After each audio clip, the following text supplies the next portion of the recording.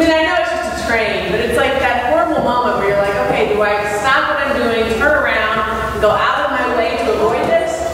Or do I just sit here and wait? Well, I decided to wait. I was almost there. So I parked my bike. Well, I stopped my bike. And then I got off my bike. And then I took off my backpack. And then I took off my jacket. I was like, am I in an episode of The Twilight Zone? Is this like the only train in the universe that has no caboose? I kept peering over there like, surely it's going to end at some point. And then, as though things weren't weird enough already, some guy comes walking up behind me in a suit. I know that sounds insane, but it truly happened. Some guy in a business suit is walking down the middle of the street in an industrial area north of downtown Tucson. I don't know why, but there he is. And he kind of says with this smirk on his face, there's no end in sight. And I was like, yeah, I know, but as soon as I get on this bike and try to go around this train, the caboose is going to come around the corner. That's sort of how it always is. If you decided today that you wanted to plant a fig tree, you would get a package of seeds, and on that package would be extensive instructions. When to plant it, how long to water it, where to put it, what season, what kind of sun it needs, what kind of mulch it needs.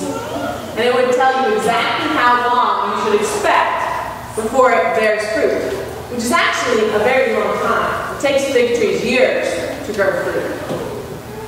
And if you ran into any trouble, you could just Google. That wasn't really how it worked for Jesus. In his day and age, you just kind of had to wait it out. Assume that eventually it was going to bear fruit. And keep working at it. Maybe you could just give it one more season. Maybe just a little more water. Maybe just a little more sun. Maybe just a little more compost. How do you know when it's time to give up? See, people who plant things aren't the only people who ask that question. We all wait for trains we think are never going to come. Just one more cigarette, and then I'll quit. I'm just going to give him one more chance. I'm sure this time it will be different. Maybe if I try a little harder, maybe if I work a little more, maybe if I wait a little longer, then things are going to be different. We all have patterns in our lives that keep repeating themselves, and we are hoping that something's going to change, but we don't know how. They've actually proven that the closer you are to reaching your goal, the more devastating it is to you if you don't meet that. Which of course makes sense. If you plant the seed and it doesn't come up, buy another package. If it grows a little bit, but then it dies, no big deal. But if you've been putting years into this fig tree, putting water on it, digging around it, working with it, and it still doesn't have any fruit, what are you supposed to do then?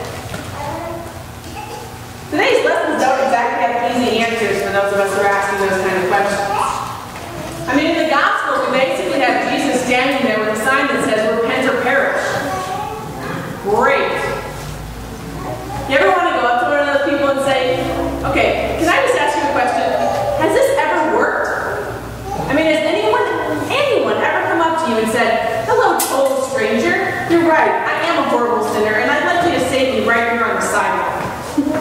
I mean, seriously. But that's pretty much Jesus in today's gospel. At least it sounds that way. I mean, if you don't repent, you will perish like they do. Pretty hard. Unless, of course, you've ever loved someone who was caught in a destructive pattern. I mean, do you say to an alcoholic, this is a fatal disease and it will kill you if you don't get help? Do you say to someone who's in an abusive relationship, this person will not change and they will kill you if you do not get out of there? Do you say to a person facing treatment for a terminal illness, I know this is going to be hard and painful and you don't want to do it, but you will die if you don't make these sacrifices? It's true. But can that truth save us? When God calls Moses in the desert, he's a little bit less harsh. I mean, no signs about repentant parents, but he's also not too easy on Moses. I mean, God is saying, okay, I know you liked tending sheep. It was a nice little life. But now you're going to save your entire people. Great. And Moses, of course, has all these issues. He's like, I don't think I can do it. God's like, yes, you can. He's like, I don't think they're going to believe me. God's like, yes, they will. So God's a little gentler, you know. Moses has the problem, God has the solution. Moses has the problem, God has the solution. So God fully coaxes Moses into believing that Moses can do this thing. Which is a little different, but still not very easy. And then we have Mr. 23,000 died in one day because of sexual immorality. Oh my goodness. Nobody else got that? I can't even tell you about that, or I have to do the whole sermon on it because it's insane. But I did do a lot of research on it, so if you're interested, I'd be happy to talk to you about it after the service. All I have to say is, sometimes we have some text of terror in the Bible, and we just have to forgive the Bible of its iniquities as we hope to be forgiven of our own. And what Paul's trying to say is not as shocking as that one little verse sounds. In fact, I think Paul is trying to say what all these readings are trying to say. That God is faithful to us, even when we are not. You see, the reading that he does, the sermon that he's giving, is actually an ancient sermon that had been given over and over and over again. And it was a teaching about what happens to Moses and the people after Moses answers the call of God. You see, the people are a little, what's the word? Difficult.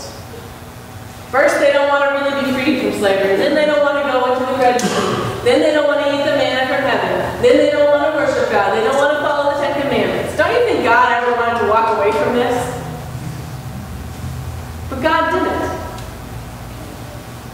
God was faithful to those people, even when they were not being faithful to God.